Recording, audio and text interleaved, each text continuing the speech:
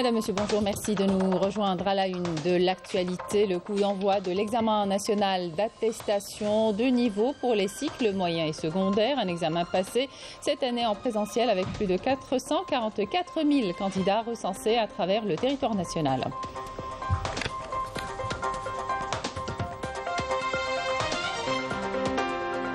Dans l'actualité également, la création d'un office chargé de l'achat auprès des agriculteurs de tous les produits de large consommation, fruits et légumes compris, en vue d'assurer l'équilibre du marché national.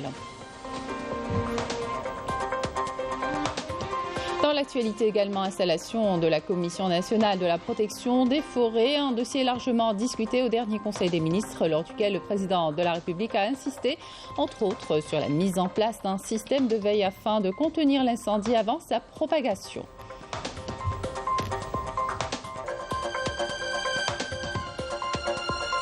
Tout en renouvelant son engagement à soutenir la juste lutte du peuple sahraoui pour l'autodétermination et l'indépendance, la candidate à la présidence du gouvernement espagnol et actuel ministre du Travail, Yolanda Díaz, a qualifié le Maroc de pays dictateur. Ils ont d'ailleurs été nombreux, fiers à manifester à Rabat contre la vie chère et les difficultés socio-économiques que rencontre la population.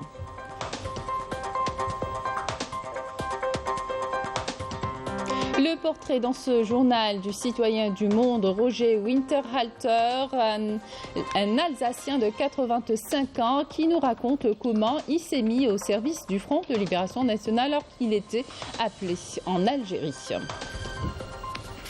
Bienvenue à tous. Le ministre de l'Éducation nationale a donné ce matin le coup d'envoi de l'examen national d'attestation de niveau pour les cycles moyens et secondaires à l'école Lamoudi Mohamed El Amin à Al-Harrach. Un examen passé cette année en présentiel avec plus de 444 000 candidats recensés à travers le territoire national. On écoute le ministre de l'Éducation nationale. Toutes les conditions sont réunies pour le déroulement de cet examen pour lequel nous avons mobilisé tous les moyens grâce au concours de la direction de l'éducation ainsi que tous les établissements opérant sous la tutelle du ministère de l'Éducation nationale. En vue d'assurer l'équilibre du marché national et de préserver l'effort de l'agriculteur, le président de la République a ordonné la création d'un office chargé de l'achat auprès des agriculteurs de tous les produits de large consommation. Une décision largement saluée par les agriculteurs, notamment ceux de la wilaya de Tiaret. Amélie Siritir. La décision du président de la République de créer un office chargé de l'achat auprès des agriculteurs de toutes les récoltes agricoles de large consommation a été grandement saluée par les agriculteurs. Une mesure qui permettra de mettre fin aux perturbations sur le marché et d'assurer ainsi la disponibilité de ces produits et en quantité suffisante.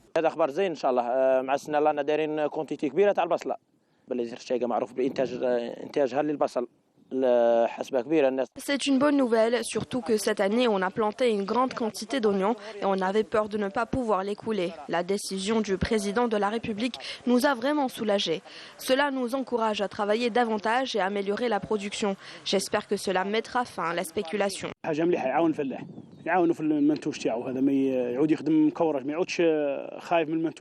Cela va beaucoup aider les agriculteurs et les encourage d'autant plus que les prix seront fixés par l'État. La mise en place de l'office chargé de l'achat auprès des agriculteurs donne des garanties aux agriculteurs qui travailleront davantage pour améliorer la production agricole. Cela minimisera les pertes. C'est une bonne chose pour nous et pour les consommateurs. Une mesure qui vise essentiellement à assurer l'équilibre du marché national, mettre fin à la spéculation et protéger aussi bien le consommateur que le producteur. Ce qui nous amène à parler de ce fruit de printemps essentiellement, la fraise, comme c'est la pleine saison de sa récolte, à qui est consacrée une fête annuelle. Cette année, c'est la 19e édition. Depuis dimanche, 70 fraisiculteurs de 12 communes de la wilaya de Jidjel participent à cette fête organisée à la Maison de la Culture sous le thème « La fraisiculture à l'heure des changements climatiques ». La production prévisionnelle de l'actuelle saison 2022-2023 devra avoisiner les 210 000 quintaux. Début de la vaccination de rigueur pour les pèlerins en prévision de la saison du Hajj. L'opération est obligatoire au même titre qu'un examen psychiatrique instauré à partir de cette année. Illustration à Oran par Merim Damis. Ils étaient nombreux à se rendre aux structures de santé de proximité et aux établissements hospitaliers de la wilaya d'Oran pour se soumettre aux contrôles et examens médicaux et se faire vacciner contre le Covid-19, la grippe saisonnière et autres maladies. Objectif, s'enquérir de l'état de santé de ces futurs pèlerins et déterminer leur aptitude à accomplir le 5e pilier de l'islam. Je suis venue pour finaliser mon dossier médical. Je suis très heureuse. Cela fait 3 ans que j'attends ce jour. Je suis très heureuse. Je souhaite que tout le monde puisse accomplir le Hajj. Il faut toucher un psychologue, le psychologue, ou un téléthorax normalement.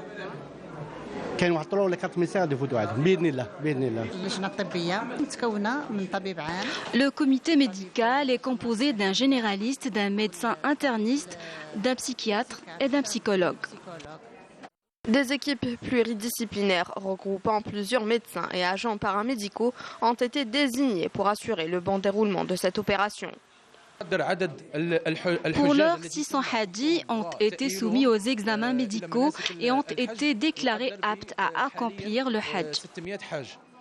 Nous procédons à une série de tests et d'examens pour nous enquérir de l'état de santé mentale des patients afin de déterminer leur capacité à accomplir le pèlerinage.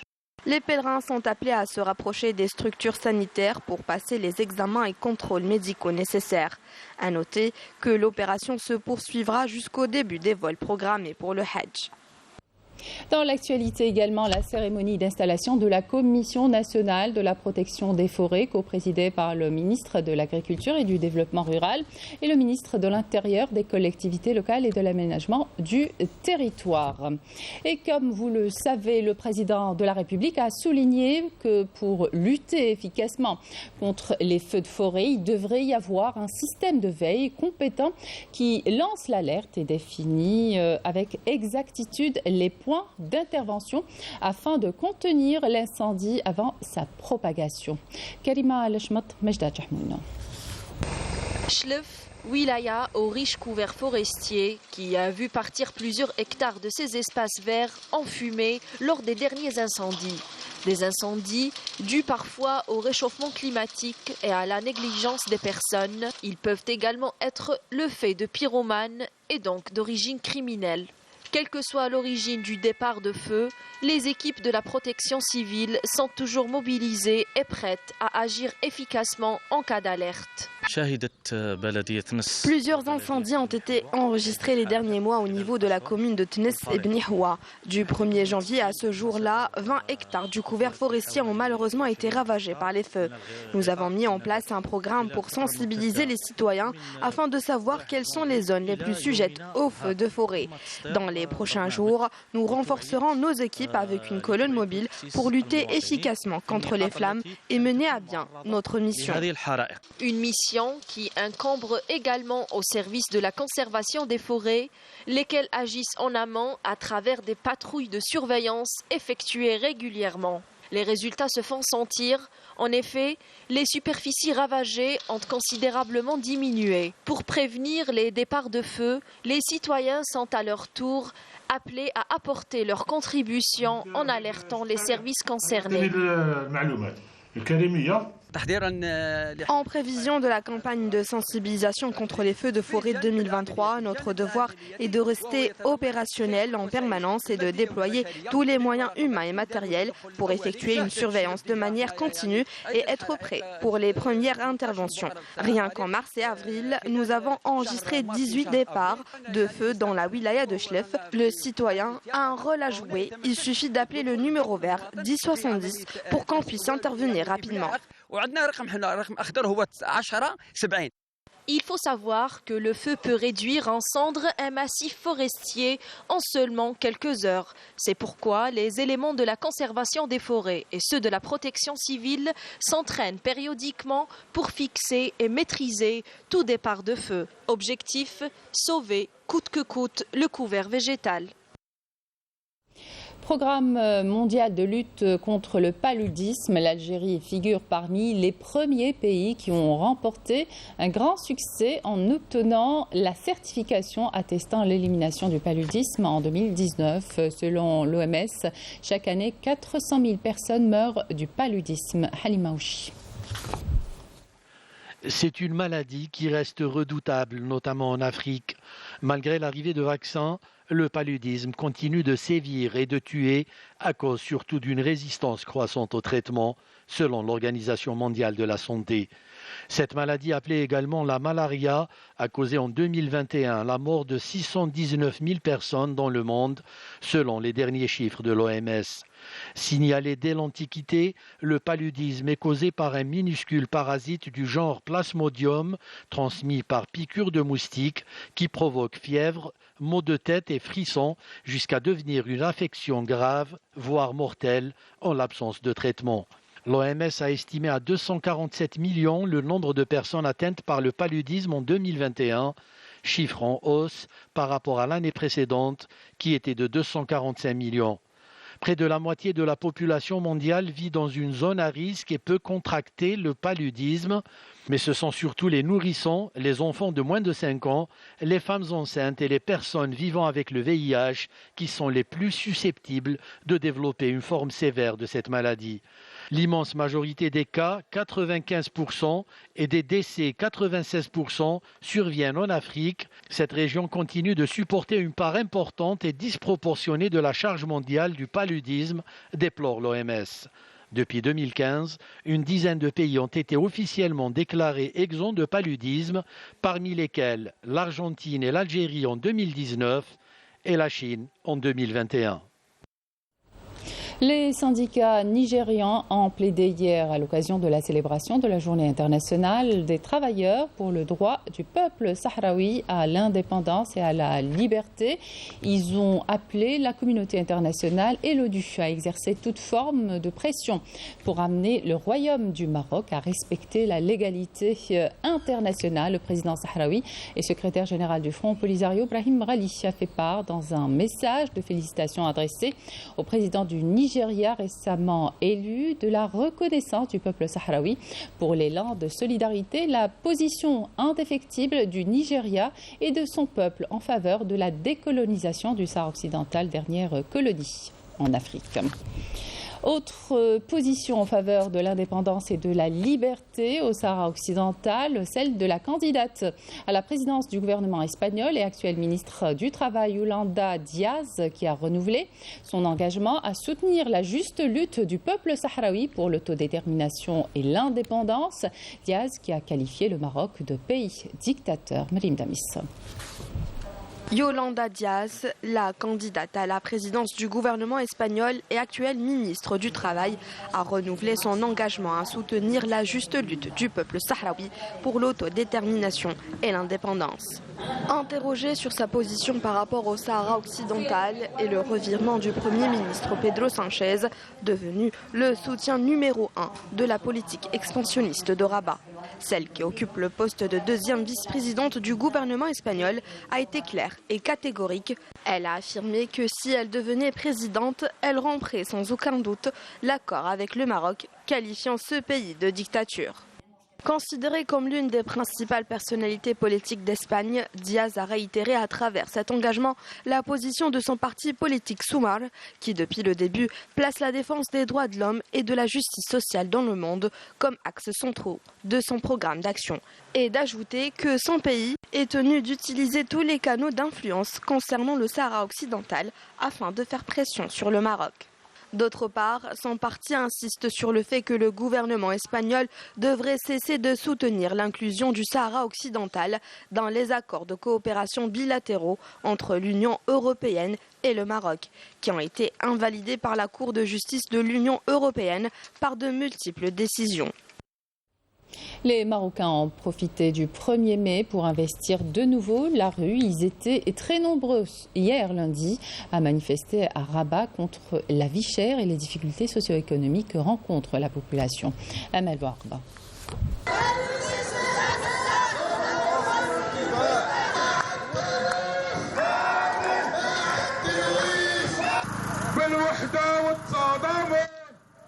La situation ne cesse de s'aggraver avec un taux d'inflation dépassant les 9% et une augmentation conséquente des produits de base, d'après les statistiques officielles.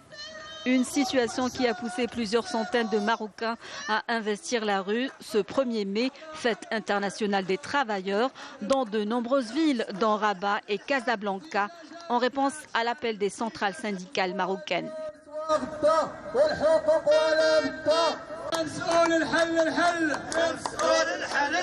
Nous fêtons la fête de 1er mai à l'UNTM pour dire également au gouvernement, nous sommes là pour défendre la destruction du pouvoir d'achat des citoyens. Nous sommes là pour défendre tous citoyens, tous salariés, tous fonctionnaires. Nous revendiquons aujourd'hui la justice sociale, nous revendiquons la liberté, nous revendiquons une réorganisation du situation sociale et économique au Maroc, étant donné que nous sommes dans une situation très grave.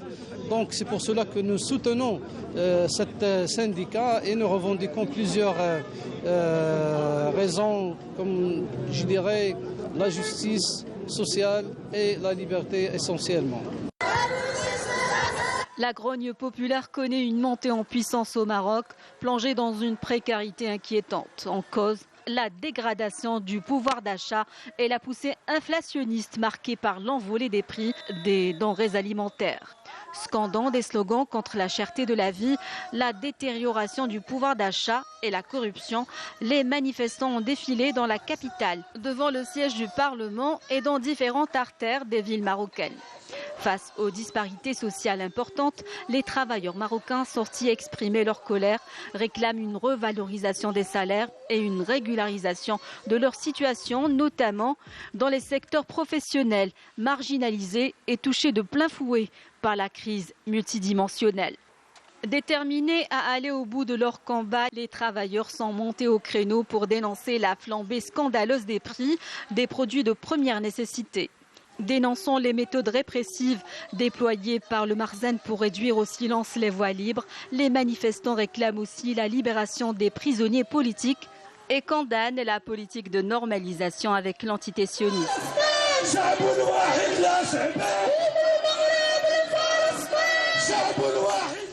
Au Soudan, les combats acharnés se poursuivent aujourd'hui entre l'armée soudanaise et les forces de soutien rapide, ignorant une trêve constamment violée alors que la communauté internationale s'alarme d'une situation humanitaire qui vire à la catastrophe.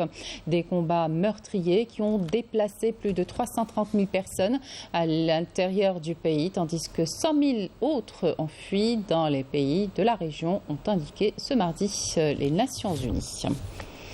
En France, au lendemain du 1er mai qui a rassemblé près de 800 000 manifestants, l'intersyndicale a appelé ce mardi à une 14e journée d'action le 6 juin pour se faire entendre. Des députés qui examineront le 8 juin une proposition de loi visant à abroger la réforme des retraites tout juste promulguée.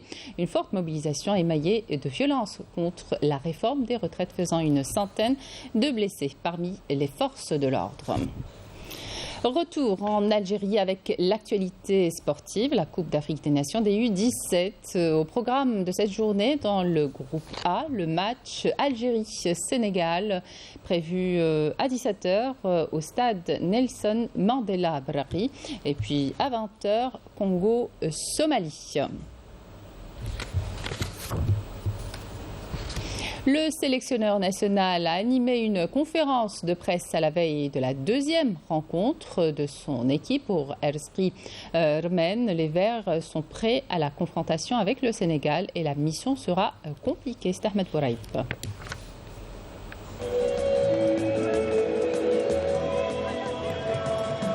Après avoir entamé le tournoi de la meilleure manière possible, les poulains d'Erskri Rmen croiseront le chemin du Sénégal qui a démontré lors de son premier match remporté face au Congo qu'il est là pour gagner le titre. Une donne que le staff technique connaît très bien. Ça va être un autre match avec d'autres caractéristiques. Bien sûr, ça ne va pas être la même valeur sans sous-estimer la valeur de la Somalie, mais ça va être un match très très difficile pour les deux. Ça va être un match très très important pour notamment la phase de groupe. On est très concentré, encore plus que contre la Somalie, parce que c'est jamais simple de jouer une première fois devant plein de monde comme ça. Donc maintenant on va se libérer, on va jouer notre jeu, bien sûr sans pression, et puis toujours aussi concentré, toujours aussi déterminé, et puis pourquoi pas Inch'Allah gagner. Les confrontations algéro-sénégalaises sont devenues au fil des années un classique du football africain. Les deux écoles se connaissent très bien, surtout après les nombreux matchs disputés entre les deux sélections, dans les différentes catégories d'âge. Les Algériens sont réputés avoir un jeu très technique, un jeu très offensif, des joueurs très techniques, qui savent garder le ballon, qui ont une très belle maîtrise du ballon. Nous en face, on essaie de mettre en place une stratégie, pour pouvoir essayer un peu les gêner et profiter un peu de nos atouts sur le plan offensif. Un match capital pour les deux équipes. Le vainqueur assurera officiellement son siège en quart de finale et aura de fortes chances de terminer en tête du groupe A.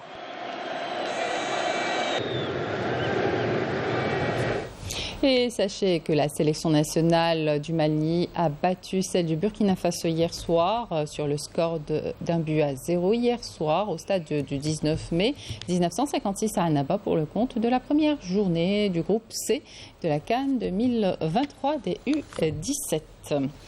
Et vous le savez, l'USM Alger s'est qualifié pour la demi-finale de la Confédération africaine de football malgré sa défaite devant la SFAR sur le score de 3-2 dimanche soir pour le compte des quarts de finale retour. Les joueurs sont arrivés hier en Algérie. Je vous propose d'écouter quelques-unes de leurs réactions. الحمد لله هذا التأهل ما جاش بالساهل، جاب بتعب كبير، جاب فضل ربي سبحانه، جاب فضل اللاعبين اللي مشكورين بزاف على الاداء اللي اداوه فوق ارضيه الميدان، جاب فضل الطاقم الطبي الفني والاداري. الحمد لله ان شاء الله هذا التأهل مازال ان شاء الله راح نزيدهم فرحهم باقي المباريات. قاعد تشوف لعبنا الله اللي في استاد ناروت ولعبناه في المغرب وين تأهلنا. هذه القرعه انا نظن بلي دي فوا تخدمك دي فوا ما تخدمكش، اللي تكون عنده ايكيب صحيحه ما يخافش كيما هنايا كيما لهيه. هذا جا في وقته، حنا من ديبي سيزون حنا ساكريفيو، ما يخفالكش بلي شامبيونا شويه انا بعاد وعندنا لي ماتش روطار، ميم لا كوب دالجيري اللي تقصينا منها وكان يقصى عمر قاتلنا هاد لاكوب اللي شغل ميم الشعب تاعنا او شغل متحمس ليها، احنا اللي جوار متحمسين ليها. دوك جاوزنا عقبه تاع الجيش الملكي، ان شاء الله ربي يكون نقولوا تاع الخير علينا، شوف فرنسا تاعنا ان شاء الله نديوها ان شاء الله. Le portrait dans ce journal de Roger Winterhalter, un Alsacien de 85 ans qui nous raconte comment il s'est mis au service du Front de Libération Nationale alors qu'il était appelé en Algérie. Il se décrit comme un militant né de la guerre d'Algérie. Son portrait est dressé par Amel Borba. Roger Winterhalter, un ami de la révolution algérienne, cet infatigable militant anticolonialiste français-alsacien s'est engagé en faveur du FLN alors qu'il était jeune appelé dans l'armée française en Algérie en 1960. Âgé aujourd'hui de 85 ans, il est revenu en Algérie rencontrer ses frères d'armes à Constantine.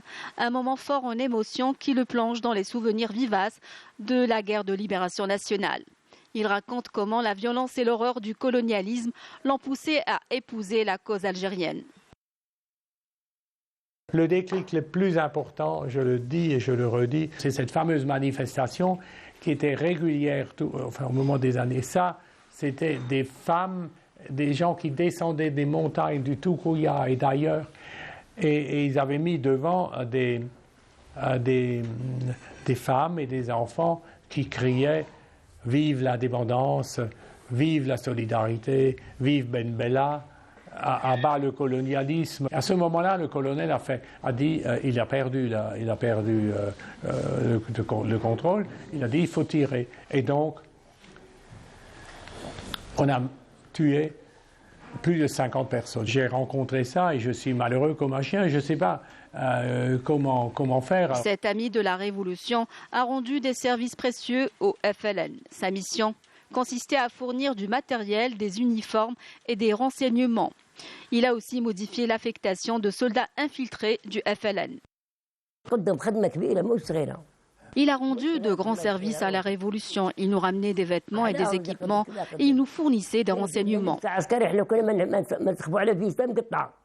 Je faisais fonctionner ce service des effectifs, ne sachant pas à quoi ça pouvait servir. Et quand les jeunes, service des effectifs, vous recevez des jeunes qui viennent de France ou d'ici et vous les incorporez. On appelle ça l'incorporation. Et donc, on notait, j'avais fait des fiches, etc., on notait. Et ceux qui nous intéressaient, on allait le dimanche les retrouver à Adjar pour voir un petit peu comment ils réagissaient. On leur disait ce qu'ils pouvaient faire, qui avait marché, qui avait dimanche, il y avait ceci, etc. Et donc, au fur et à mesure, et c'est comme ça que je me suis vraiment devenu un spécialiste des services, des effectifs, vous verrez après, ça a servi au FLN après, par la suite. Auteur de plusieurs ouvrages retraçant ses mémoires, Roger Winterhalter, ce fervent militant anticolonialiste, continue aujourd'hui encore de lutter en faveur des causes justes. Et c'est la fin de cette édition. Merci de votre attention. Tout de suite, les prévisions météo avec Emel Harbi. Excellente suite de programme sur Canal Algérie.